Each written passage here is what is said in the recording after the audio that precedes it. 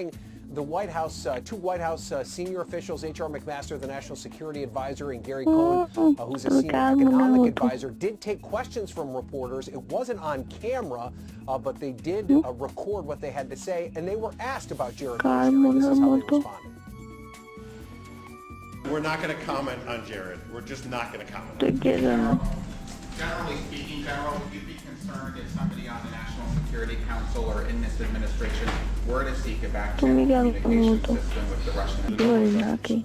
So generally speaking, about back-channel communications, what that allows you to do is to communicate in a discreet manner, so it doesn't predispose you toward any sort of content of that conversation or anything. So, no, I would not be concerned about it.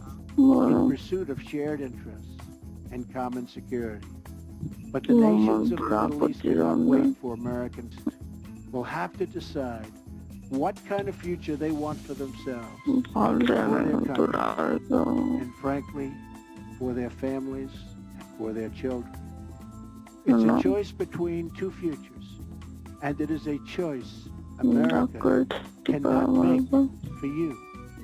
A better future is only possible if your nations drive out the terrorists and drive out the extremists. Drive them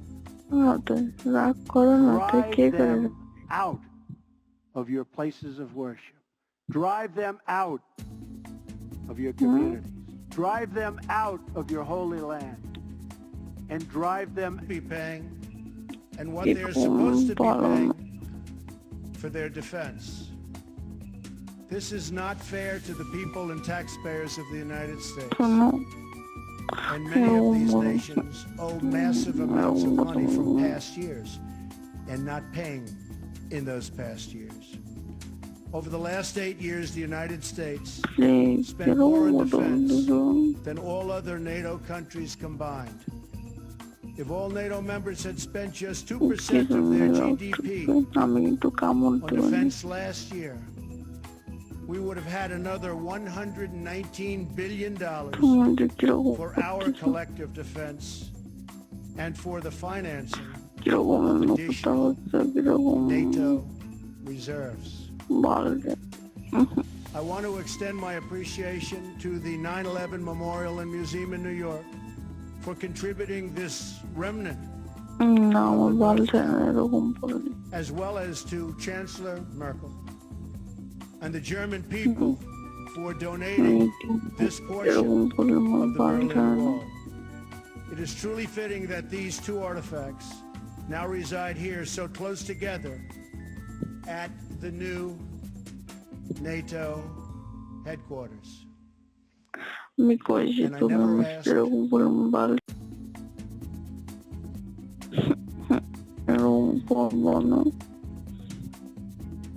Today, President Trump continued his historic visit to the Middle East, touching down in Israel and meeting with Prime Minister Benjamin Netanyahu, becoming the first sitting U.S. president to ever visit the holiest site in the Jewish faith, the Western Wall. At about the same time as that visit, we learned that fired National Security Advisor Michael Flynn plans to plead the Fifth and will not testify before the Senate Intelligence Committee. That was big news.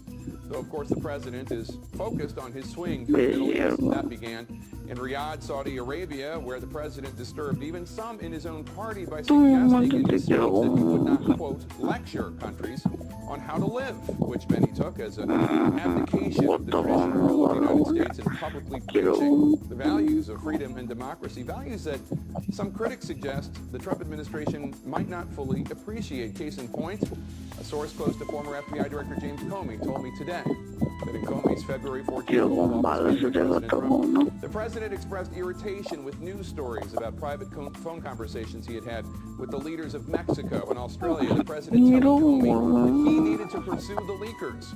Comey tried to explain to the president that leak investigations are quite difficult for law, previously by Comey, about the importance of free speech and a free press. Tillerson held a news conference Sunday in Riyadh without alerting any American reporters that he was doing so. Not exactly leading by example on the virtues of freedom of the press. But it was Secretary of Commerce Wilbur Ross whose analysis of his time in Saudi Arabia truly stunned observers. There's no question that they Думаю, realize that they are a society, and I think